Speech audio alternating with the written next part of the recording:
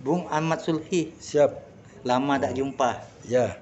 Sehat ya? Alhamdulillah Bang Amin.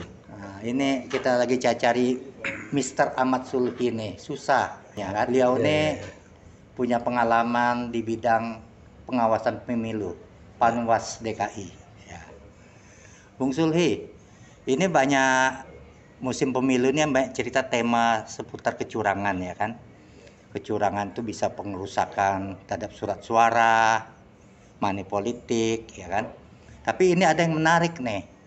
Kalau paslon bertindak playing victim, misal dia mengatakan busnya kena sabotase sehingga tidak bisa mengangkut relawan ya. Padahal ini tidak benar. Misalnya bus itu belum dibayar, bus sudah habis karena banyak juga yang lain menyewa. Nah, kalau ini tidak benar, apa sanksinya?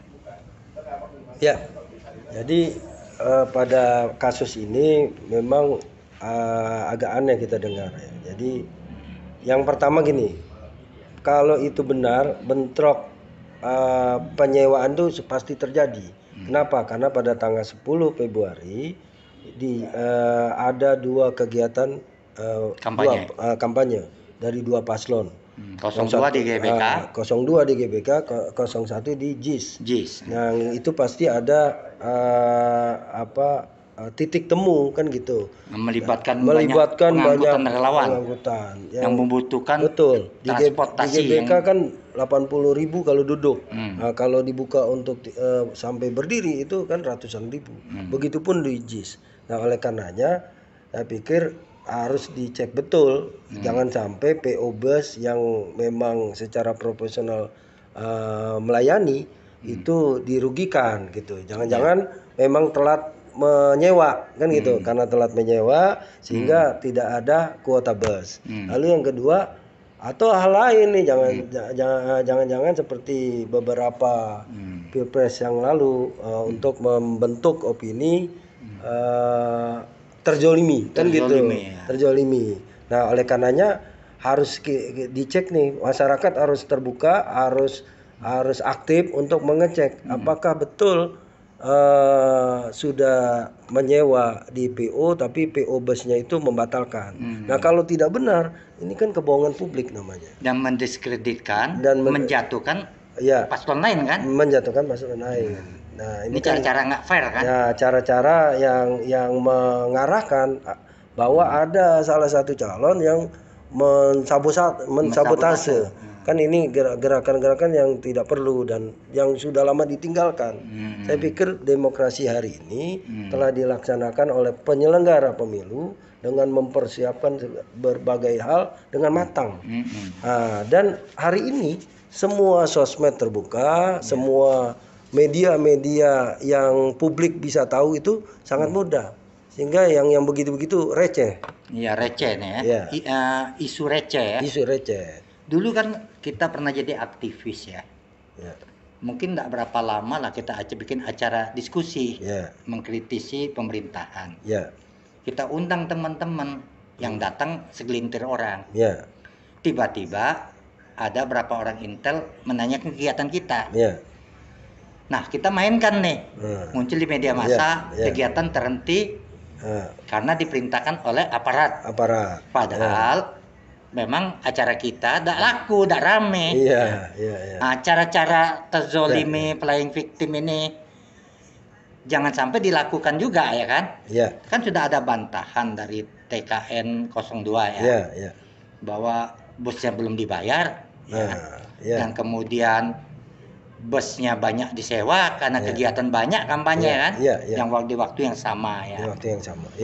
Bung Sulhi, kemudian sebagai panwas ya, bentuk-bentuk kecurangan ini ya, kemarin kan sempat rame tuh bahwa ada paslon 03 coba memanfaatkan aparat pemilu ya, KPPS sampai tingkat ke atasnya. Mereka di Jember atau di mana tuh, kemudian di Surabaya atau kumpul ya, bagaimana mereka mencurangi surat suara paslon 02. Begitu juga pileknya, kertas suara pilek dengan cara dipasang paku di lubangi. Nah, ini bagaimana cara mengantisipasinya kalau terjadi seperti itu? Ya tentu karena ini ditujukan untuk di hari pemungutan suara 14 Februari, tentu mata-mata menyiapkan banyak mata. Ya, baik bagi peserta pemilu, tim paslon pilpres, partai politik dan partai persorangan DPD kan. Nah, juga masyarakat. Nah, tentu harus menyiapkan mata. Karena ini persoalan mata nih. Persoalan bagaimana kita memantau, memonitor ya dan mengawasi, mengawal. Nah, itu berada di kalau di DKI Jakarta di 30.766 TPS. Nah, berarti setiap peserta pemilu harus menyiapkan minimal saksi. Nah, saksi yang tentu harus qualified untuk memantau betul. Ketika baru dan terus-menerus kita menyampaikan kepada semua pihak, khususnya saksi, agar memperhatikan betul. Ketika baru diberikan kertas suara itu clear, tidak ada rusak. Ya, kertas suara tidak boleh ada yang rusak. Kalau pada saat awal sudah disampaikan, maka antisipasi bisa dilakukan. Karena setiap kertas suara disiapkan 2,5% dari jumlah pemilih. Cadangan, ya? Nah, sebagai cadangan. Itu. Nah, lalu antisipasi berikutnya adalah ketika itu terlewat, ya kan, sudah jalan, maka pada saat penghitungan suara jangan sampai saksi tidak ada. Nah, itu pun harus secara jeli dilakukan. Kenapa? Dan itu jadi tidak bisa mudah sebenarnya pada proses penghitungan suara itu langsung lolos kecurangan-kecurangan itu. Tadi antisipasi dari awal, lalu pada saat penghitungan, ya kan? Nah, karena itu harus disaksikan, ditanyakan betul. Kan SOP ketua penyelenggara pemungutan suara KPPS itu sudah diatur sedemikian Pak, bahwa ketika di pembukaan harus menyampaikan jumlah kertas suara, diperiksa apakah clear semua, tidak ada cacat segala macam. Lalu pada saat penyampaian kertas suara sampai penghitungan suara itu harus dilebarkan, gitu ya, harus diperlihatkan ke publik, ke saksi bahwa ini clear, ya kan gitu. Karena gini, kerusakan kertas suara itu bisa terjadi pada saat kertas baru mau diberikan, bahkan pada saat setelah pencoblosan. Nah, itulah yang menyebabkan itu dianulir suaranya ketika rusak bawaan, cacat bawaan, rusak bawaan, atau rusak karena pencoblosannya yang tidak benar. Oke, baik. Gitu. Pertama, para saksi partai dan capres harus memperhatikan secara seksama pada saat melihat kertasnya ada kerusakan atau tidak. Ya. Kedua, setelah perhitungan suara. Pada saat penghitungan suara. Begitu juga peran dari Panwas, ya kan? Dan Gakumdu itu sama polisi. Betul. Jika rusak surat suara itu 3 mungkin wajar. Tapi kalau lebih dari 5 dan rusak surat suara itu sasarannya misalnya nomor urut 02. Banyak nih. Ini patut dicurigai. Kalau rusak itu kan bisa dilihat nih. Ya. Tembus dalam ini pasti paku. Atau rusak dicoblos kiri kanan kan bisa lihat tuh paku dan sebagainya. Betul. Bisa diselidikin tuh. Maka bisa diyakinin diduga ada pelanggaran pidana di sini. Betul. Harus diulang kan? Dan sebagainya kan? Nah, dalam proses itu. Karena misalnya lebih dari 5, 10, 20, 02 semua setiap TPS ini kan rugi kan, 20 kali berapa ribu kan? Jadi antisipasi awal tadi ketika di TPS itu harus jeli. Lalu ketika kecurangan itu bergulir ya, mungkin karena saksinya lengah, maka ada lagi tahapan berikutnya yang bisa dilakukan pada saat penghitungan suara di tingkat kecamatan pertama. Itu kan penghitungan pertama, maka saksi itu harus menyampaikan bahwa harus dicek kotak suara, bongkar kotak suara. Dan itu sudah sering dilakukan gitu ya oleh teman-teman dari Gerindra misalnya ya saat itu. Jadi dibongkar kotak suara untuk meyakinkan bahwa betul itu ada kecurangan. Kan terlihat. Nah, ketika itu maka permintaan kita pertama adalah PSU, ya, pemungutan suara ulang. Gitu. Bisa ya? Bisa dilakukan. Bisa perintah MK, bisa perintah langsung. Iya, di situ. bisa langsung pada saat pleno penghitungan suara tingkat pertama di kecamatan. Nah, sebelum berjenjang berikutnya. Bahkan sampai tingkat provinsi pun bisa, sampai tingkat nasional pun bisa ketika memang kita yakin betul kecurangan itu terjadi dengan cara membuka kotak suara. Jadi Ya. bagi oknum-oknum mencoba melakukan kecurangan itu Pidana. sebaiknya tidak usah ya. Iya, sebaiknya Karena jangan ada dilakukan. tingkatan-tingkatan yang Ada mengawasi tingkatan, jadi tidak mulus begitu saja. Tidak semudah Ya, itu tidak saja. semudah itu saja. Kenapa? Karena tadi ya banyak hal. Pertama, informasi berkenaan dengan tata cara pemungutan suara itu sudah dibuka secara luas, baik oleh penyelenggara KPU juga Bawaslu. Jadi tinggal di-download tuh buku saksi, buku saku saksi misalnya, itu bisa gitu ya. Yang berikutnya besok itu sistemnya ada namanya Sirekap.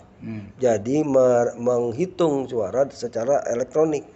Jadi selain bukti fisik, ya kan, C hasil akan disampaikan, juga secara elektronik akan bisa didapatkan.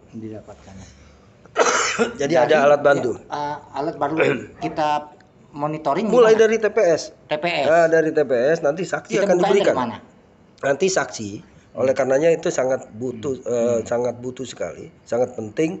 Setiap peserta pemilu itu memiliki saksi, termasuk Pilpres. Nah, karena saksi itu akan disampaikan C hasil fisik maupun C hasil Sirekap itu.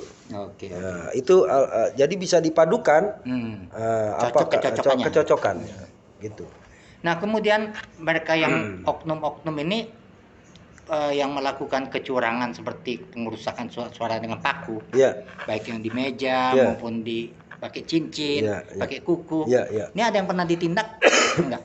Oh iya, sudah banyak yang ditindak itu ya. Di mana aja? Beberapa provinsi sudah dilakukan ya. Di Aceh. Di Aceh, di beberapa di Jawa Tengah itu beruntung sekali karena pada saat baru sampai di PPS. Pada saat mau memasukkan kata suara di dalam kotak suara sebagai logistik ya, baru bentuknya logistik, itu sudah mulai ketahuan.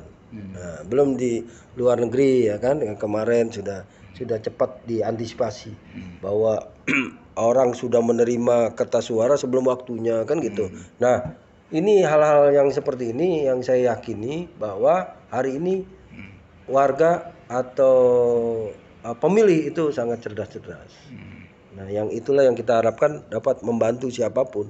Jadi bahwa hari ini banyak paslon, dua paslon bergabung bersatu kan untuk mendiskriminasi salah satu paslon, itu sia-sia saya pikir. Gitu loh. Sebaiknya tidak usah. Sebaiknya tidak usah, fair saja. Fair aja. Kalau memang kalah ya kalah kan gitu. Kalau memang yang menang ya harus didukung. Kan gitu. Kalah karena ada kerja ya. Ya, tidak sosialisasi ya. Tidak sosialisasi. Itu. Maunya main di ujung, main curang-curang aja ya. Yang membuat opini-opini mengarahkan hal-hal yang tidak seharusnya publik mengertinya, itu yang diharapkan.